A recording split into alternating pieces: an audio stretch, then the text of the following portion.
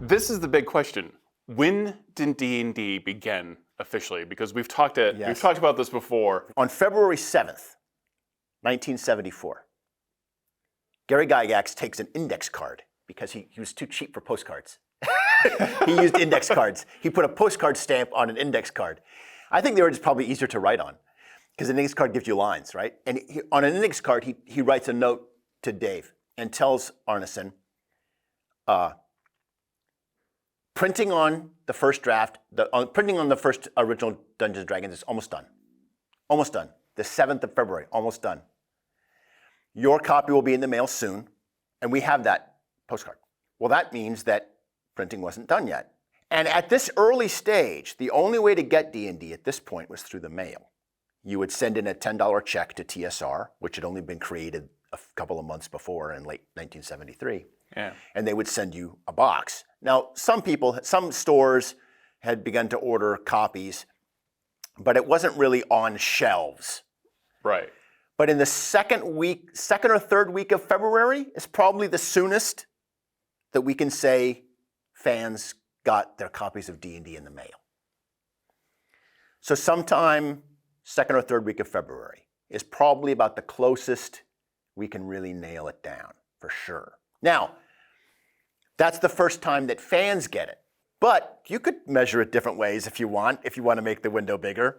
Yeah, it's hard with invention, right? Because clearly D&D was being play tested. That's right. Is that the birth? So, or is it when those two games combined? Like when they said, hey, this is something bigger, we call it D&D. Yeah.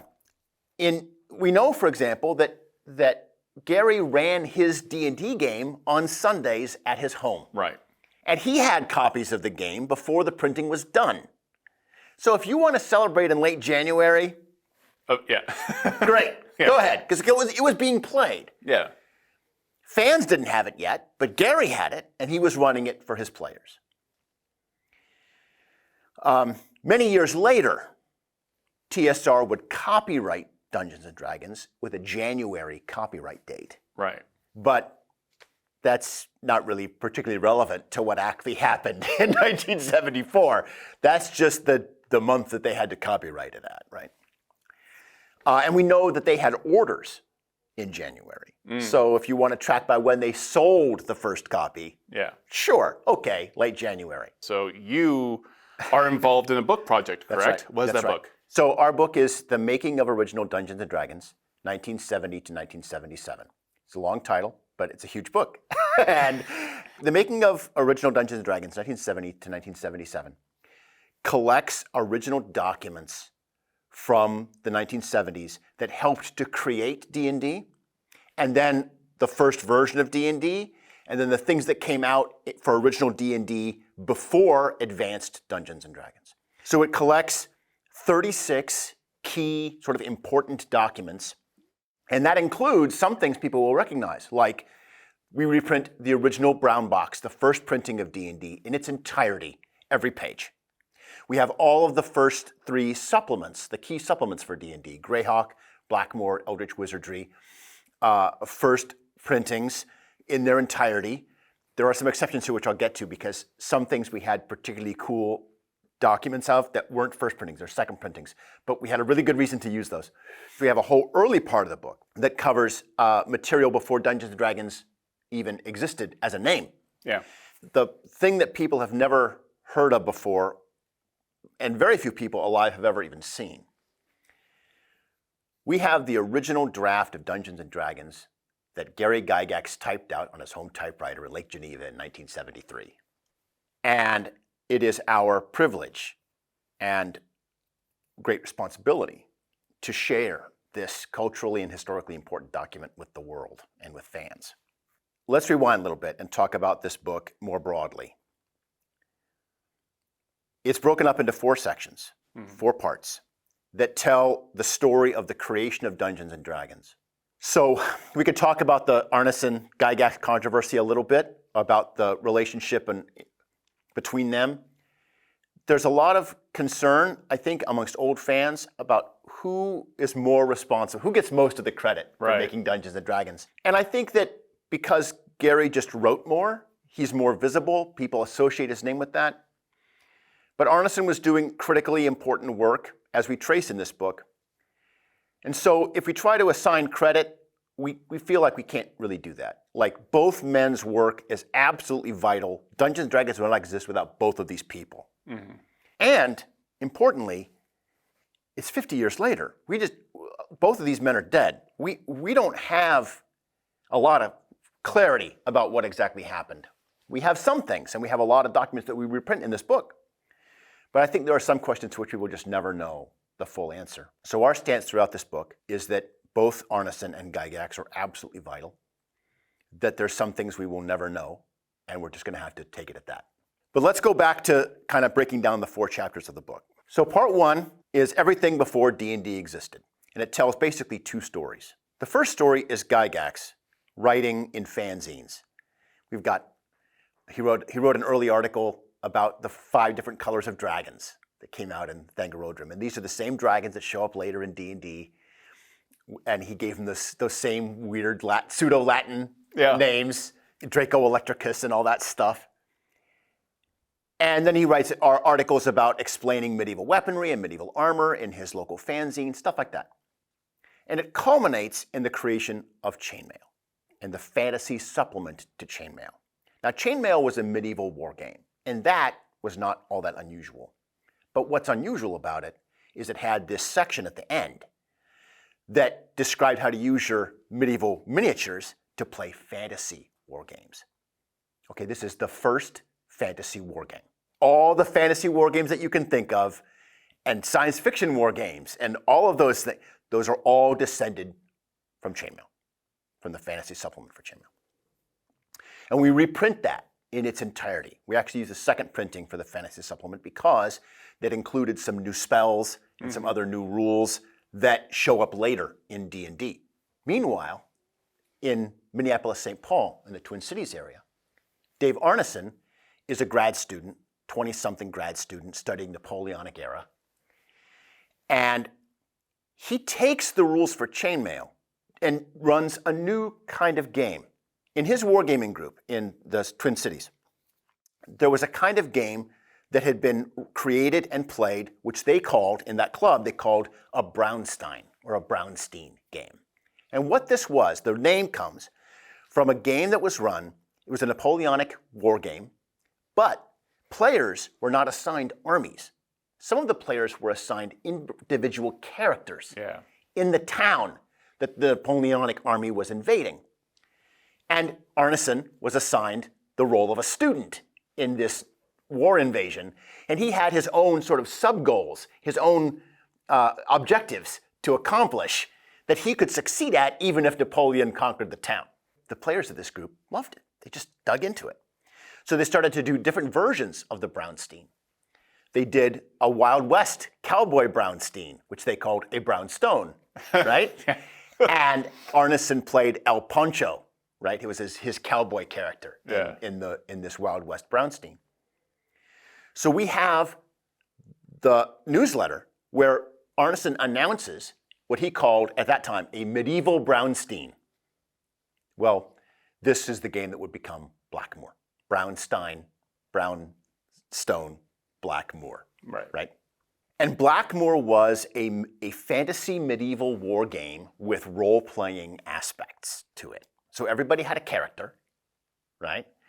But they also had their castle or their fortress or their army, and they were kind of running their little empires and their little domains, right? And they would come together and they would explore this multi-level maze, dungeon maze, that was called Castle Blackmoor. It was underneath Castle Blackmoor. Blackmoor campaign only ran for about 9 months, the original Blackmoor campaign, but it's hugely influential. And we have a lot of documents from that campaign. We have character sheets from people who played in it, the wizard Gaylord. And we have after action reports of what happened during game sessions of the Blackmoor campaign. And Arneson was using the chainmail rules, but he had to invent a lot of new stuff. He had to create new rules for what the players wanted to do. And he was really keen on bringing in other materials and other sources. So for example, in 1973, Avalon Hill put out a board game called Outdoor Survival. And Outdoor Survival had a hex map that depicted mountains and woods and plains and rivers. And the goal of the game was to cross the wilderness without dying, right? Yeah. You had a life level index that tracked your starvation and dehydration and injuries from animals, and it started at 15, and when it got to 0, you were dead. Right. Well, that sounds kind of like hit points, doesn't Yeah. it? Right? And Outdoor Survival had random encounters, which did not exist in the Blackmore game until then. So Arneson uses Outdoor Survival as his outdoor wilderness travel map. He imports random encounters from Outdoor Survival. And he's innovating and creating on the Blackmore game. Well, in 1973, in January of 1973, Arneson travels to Lake Geneva. He'd already met Gary at a previous Gen Con. He travels up to Lake Geneva and he runs the Blackmore game for Gary and his friends. Well, Gary loves it. There's two things about it in particular. The dungeon maze really captivates him, but also Arneson had implemented a new idea about tracking the monsters that you kill. And those monsters are valued with points. That comes from chainmail. But we're going to track the number of points you get for killing every monster. And when you hit a certain numerical threshold, your character gets more powerful, right? Experience points and leveling. Yeah. And Arneson innovates this. And these two concepts, the dungeon maze and experience point tracking, really grab Gary, right? So he writes to Arneson, and we reproduce this in the book, a letter, a postcard actually, asking Arneson for anything that he has on Blackmore. Send it to me, and we'll do an updated version of chainmail. At first, that's what it was going to be. It was an updated version of chainmail. Right. But once Arneson actually runs Blackmore, Gygax is like, oh, no, this isn't chainmail. This is something new. This is a new game. So we're going to take all of Arneson's innovations and we're going to implement them into this new manuscript, this new game. And he asks Arneson, like, send me everything you've got on Blackmore.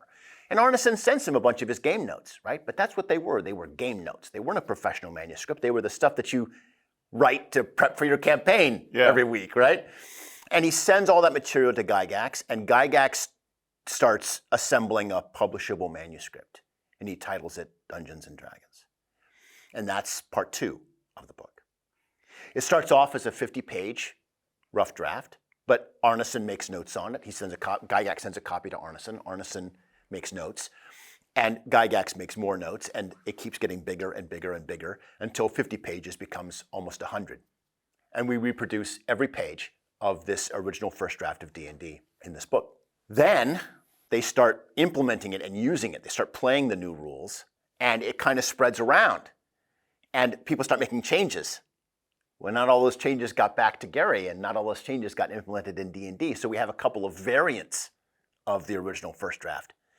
The rules changes that were being used in the Twin Cities group, and other playtest changes that were being made by playtesters. And so we reproduce those as well, so you can see the different versions of D&D that might have been variant rules. But in 1974, the first printing of all these materials started to come together. And now we're circling back to your question about birthday. Yeah. On February 7th, printed about 1,000 copies. And the first edition of D&D has never been reproduced by Wizards of the Coast before. Previous versions of this, we have reprinted the white box, which many people are more familiar with. Right. The white box of D&D. But that's like a 4th, 5th, or 6th printing. What we have is the original first printing of D&D with all of its problems. Yeah. And it's got some problems. Right. There's a lot of errata, clarifications that later were fixed and corrected in later printings. Another example of the changes. First edition, first printing OD&D has hobbits and ents and balrogs in it. I had this. Yes, okay. So, it was, I remember it was surprising to see that. Well, these are things from Tolkien's Middle-earth. Yeah. And TSR had no agreement to use those names. But they were a pretty small press, and no one noticed or said anything for several printings. Yeah. By the white box all of those changes, all those words have been replaced. So hobbits became halflings, and ents became tree ants, and Baelors, Balrogs became Baelors. Yeah. But that's not what we reproduce. We give you the original first draft, first printing. Now, part 4. After the game comes out, Gygax is starting to work up supplemental material. And these are the 3 supplements. The first was Greyhawk, the second was Blackmoor, and the third was Eldritch Wizardry. And we reproduce all of those in their entirety. The first book, Greyhawk, is named after Gary's personal campaign. If we get back in the time machine and go back to that first Blackmoor game that Arneson runs for Gygax, Gygax immediately starts running his own version of that game. Yeah. And he creates his own castle with his own dungeon underneath it, and that becomes Castle Greyhawk. And he's using a world which at the time they called the Great Kingdom. And the Great Kingdom had been created by Gygax for his wargaming club. And it was this sort of fantasy medieval world where everybody in the club had like a little kingdom, and they could do wars against each other using this Great Kingdom background. So Castle Greyhawk was a place in the Great Kingdom. And Gygax wrote a lot of, not the entirety of, but he wrote a lot of the material that went into that first Greyhawk book. He had other people at TSR contributing as well. And so it seemed natural that if the first supplement was called Castle Greyhawk, the second one should be named after Blackmoor, the huge influence on the game. And Dave Arneson's name is on the cover.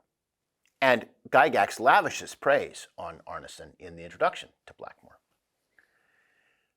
But later, in private conversation and in written statements, Gygax said that really only a very small part of Blackmoor was actually written by Arneson, and that part, the part that Arneson did write, had to be pretty extensively rewritten.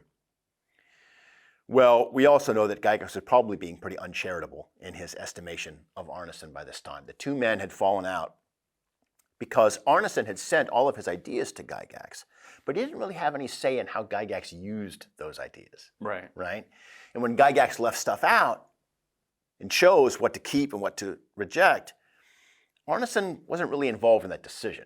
That was Gygax at the typewriter making those decisions. And Arneson wasn't really happy about it, and you can see why. And so, although he did end up joining TSR and he moved out to Lake Geneva and he worked there for a while, the estrangement was pretty far along by 1975, 76, when these books, Greyhawk and Blackmoor, came out. So we actually have the in-house TSR copy of Blackmoor, which has Gygax's notes on every page saying who wrote the material on that page. It doesn't go the whole way through the book. It only goes through about up to page 30. But it gives us an idea of certain sections that we know were written by other people. And then Eldritch Wizardry had even more fan content, because the idea was kind of open the book up to fans and let people write their own submissions, and then we'll take all those ideas and we'll roll them into the book. And meanwhile, you're still getting more new D&D material in Strategic Review, and then the first issue of The Dragon comes out, and as an example, the first appearance of the Bard, of the Illusionist, of the Ranger. These are all created by fans. And Gygax pretty much just cut and pasted them and dropped them into the Advanced D&D Player's Handbook when that came out later. But right around early 1977, the first issue of Dragon has come out, and it's got some stuff for the Illusionist, for example, in there. It's got the Boulette, the first appearance of the Boulette, iconic monster. And all of that stuff is official, is considered officially part of D&D. But in issue 2 of The Dragon, none of that stuff is official. They clarify. So that kind of creates a very interesting door. Now, what was going on behind the scenes is that TSR and Gygax had come to realize that they needed a whole new version of the game. They needed to almost rewrite the game really from the ground up. Gygax had been planning a kind of updated version of original D&D, which would be 3 products in one box. One book to be a player's book, one book to be a referee's guide. The term Dungeon Master was not originally a part of D&D, and it was created by fans, and it slowly works its way into the game, and you can see that in the materials in this book. second book for referees, and then the third book was going to be like a beginner's introduction to D&D, like a kind of quick start on-ramping for the game.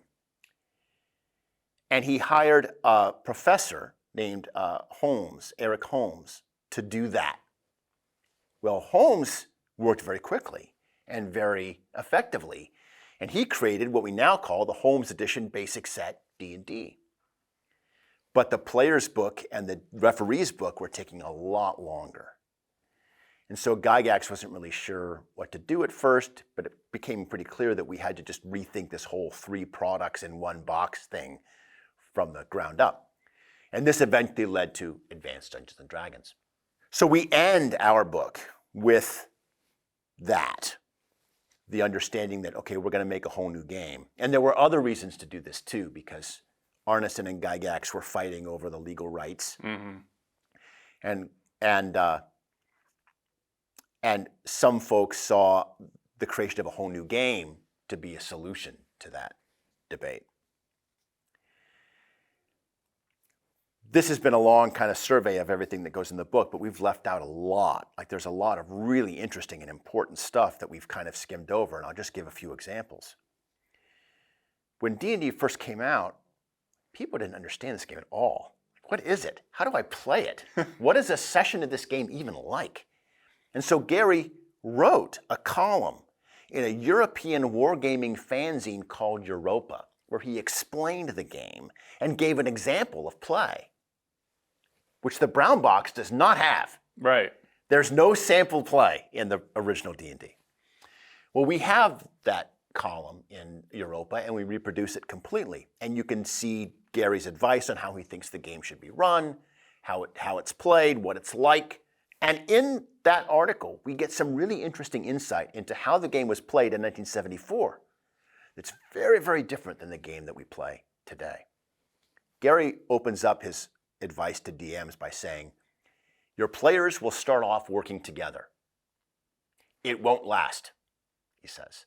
Pretty quickly, after they get out of the dungeon, they'll split up and they'll all want to go do their own things. And they'll want to recruit followers, and they'll want to take over the town, or they'll want to start businesses, or they'll want to find magic resources to boost their wizard's power or whatever. Let them do this. Encourage them to do this, and let them all kind of become rivals in this overland world map that you've created. And they come together once in a while to go another level deeper into the dungeon, or to fight off some big archenemy that you've created for your setting. But mostly, they're they're empire building and fighting each other and conspiring. Or maybe a couple of them get together and go off on an expedition and then they come back. The whole way that we think of a D&D party as like these 5 or 6 adventurers that get together and go down into a dungeon and they stick together and they have a whole adventuring career together and we never split the party, like that whole notion was totally foreign to how the game was played in 1974. It's amazing. It is. It's really, really interesting. And you can see why it was done this way when you look at the logistics of running the game. Because Dave and Gary both had like 16 players in their games, right? It's a lot. And even at one point, the book says, well, you probably want to keep it to like 12 players, 10 players, if you're just brand new and starting. Like if you're a rookie DM, 10 players, that's your limit, right? I think we have to start a 12 to 15 player game in the studio. There you go. Just to see how this feels. I'm in, but I'm not running that game. So you have, first off, you have very large groups. Yeah. And secondly, the players were kind of playing the game every day. Like they would give Dave or give Gary things that they wanted their character to be doing basically all the time. It was a 24/7 constant thing.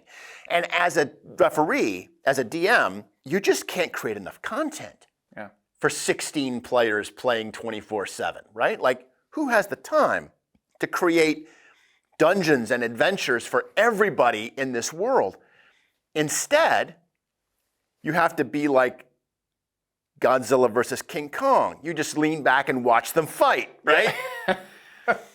and instead, you create like the mega dungeon the big infinite levels mega dungeon that player characters cannot explore alone. They have to come together.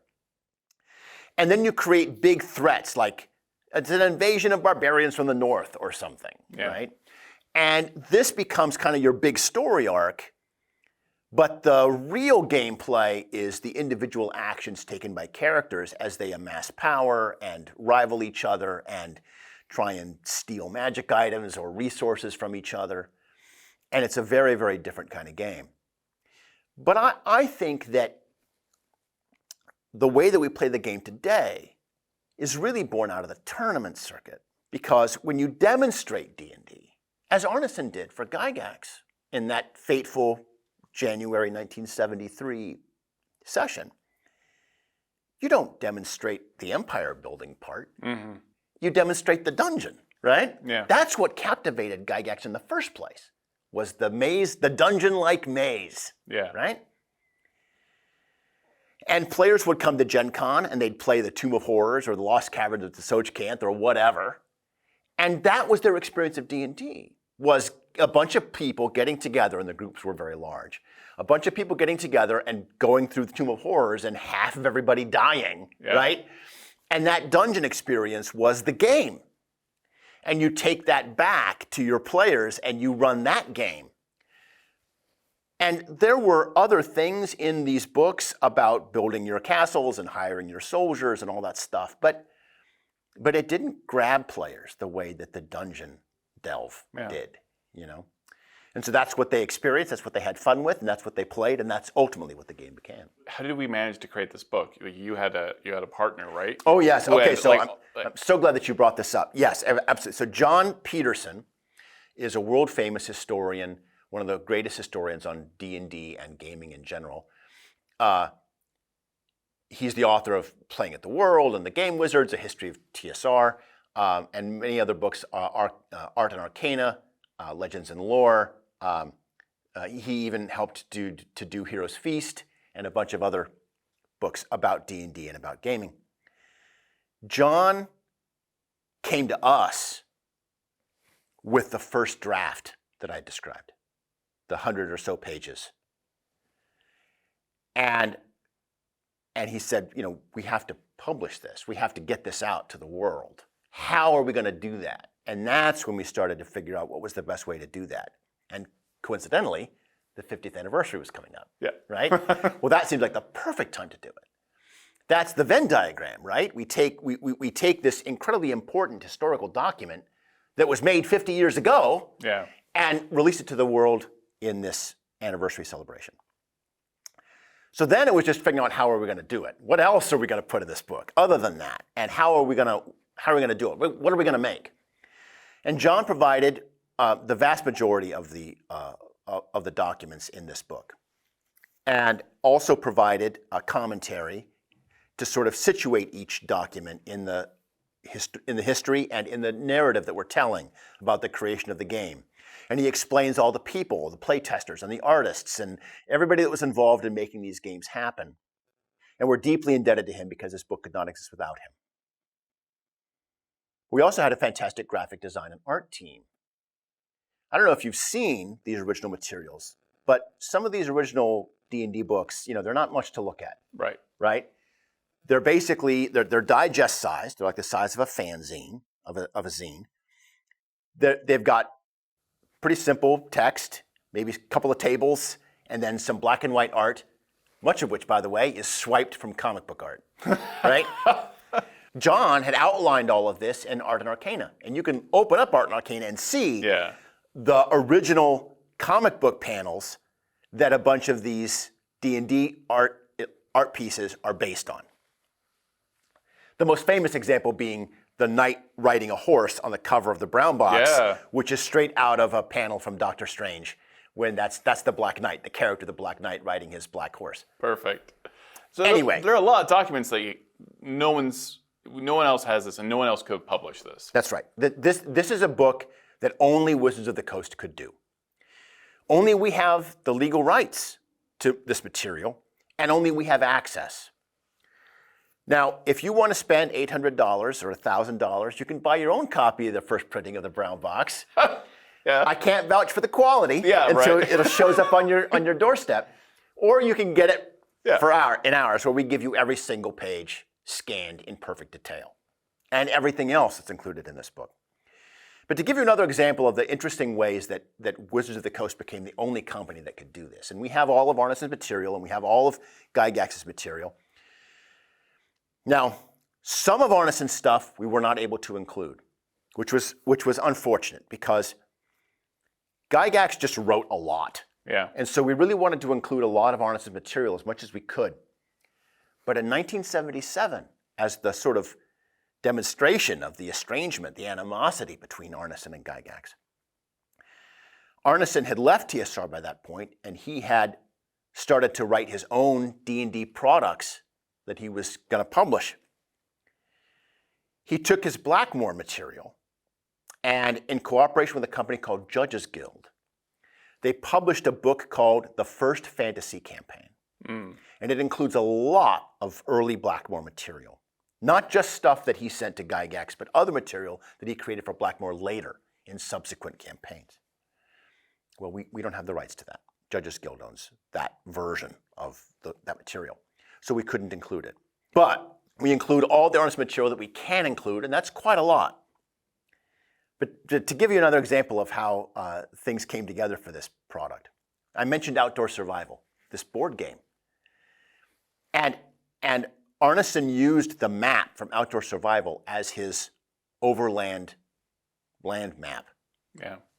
And in fact, in the brown box, original D&D, Gygax and Arneson tell the reader, go buy Outdoor Survival. Perfect. And use the map from Outdoor Survival for wilderness encounters and travel. Nice. Well, it just so happens that in 1998, Hasbro bought Avalon Hill, and we own Wilderness Survival now. Yeah. Okay? So we can reproduce the map from Outdoor Survival and the life level index cards and everything that Arneson was influenced by. And not any company could do that, right? And the original brown box and the 3 supplements and all of the old TSR materials and fanzines, long out of print, impossible or virtually impossible to get. So we really tried to lean into the zine art aesthetic of these products. We have an amazing interior that just highlights and kind of accents and leans into the kind of punk aesthetic of these early zine books. And the whole book is 576 pages. I mean, you can stop a bullet with this thing. It's got a beautiful, fantastic red and gold foil cover, and it just feels as impressive and historic as it should feel for the contents that it has. Why did you love doing this so much? I am a recovering academic, like we talked about, right? I am a former English professor, and I've worked with historical documents before. And I know some of the concerns and some of the challenges that they pose. So on the one hand, it's using my personal skills and talents in a way that I felt I had something unique to contribute. Yeah. But it's more than that, right? It's more than that. Because I remember some of this material. Now, I'm not, I'm old, but I'm not that old. So I was about 10 when the Player's Handbook came out. So I didn't own the brown box or any of those original box, the white box, any of that stuff. I was about 10 when the local chess club at the junior high school announced they were having a Dungeons and Dragons club. And I didn't know what it was. I thought, well, it's the chess club. Maybe it's some kind of weird variant of chess, right? Like the castles or the dungeons, and I don't know. So I showed up at the chess club, and the older kids at the junior high had the white box. And I made my first character, which was Antele the Quiet. He was a monk. We were using rules from Eldritch Wizardry. And the monster manual was out, but not the Player's Handbook or the DM's Guide yet.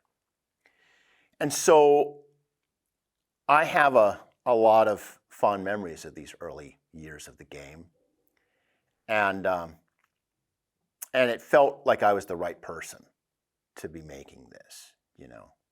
And it's important that this is a historical document. So there are things, it was a different time. So we've had an inclusivity review of all these materials. Multiple. So let's take a step back here. Let's clarify. There are materials in original Dungeons & Dragons that would never pass our inclusivity reviews today. And a lot of it is, some of it you can understand. Like, okay, these are a bunch of war gamers, and they're using armies from history. And so when they create a warrior class for Dungeons & Dragons, they call it the fighting man, right? Because that's what they were used to. And they were all men. They were all white dudes from Lake Geneva and the Twin Cities. But that's just the tip of the iceberg, right? Like there's a lot of material in this book. And I won't go over all of it. But it would not pass our inclusivity reviews today. Well, we couldn't change it. It's history. What we can do is acknowledge it and show how far we've come. Because that's not D&D anymore, right? D&D gets more diverse and has a larger audience every day. The more diverse the game becomes, the more people of different genders and ethnic backgrounds and faiths see themselves in the game. Then they go make their own versions of the game, and more players start to see themselves represented in the game. The more diverse the creators get, the more diverse the players become, and that's the way it should be. So this book is very interesting because I think it really highlights how far the audience has come and how the game has changed over the 50 years, like we were talking about earlier. How it's played, who plays it, and how it's created. That's, in many ways, the way that it's created is the part that changed the least. Because a huge driver in early D&D was fan creations. And that's still true today. Still true today. And I find it very interesting and very exciting to see how the game has grown, how the audience has grown, how we as creators, as designers, have learned from the past both what to do and what not to do. I think this book has a lot to teach us. But it's also just fun to see. There is a kind of grognard collector's desire for these materials. But also I honestly believe, and you can blame my years in the classroom for this, but I honestly believe that people just want to know more about this thing that they love. Most of our players have never played any edition of D&D other than 5th. This is the only version of D&D they've ever known. Where did it come from? Where did this cool game come from? How was it made? What's the story? I got your story right here.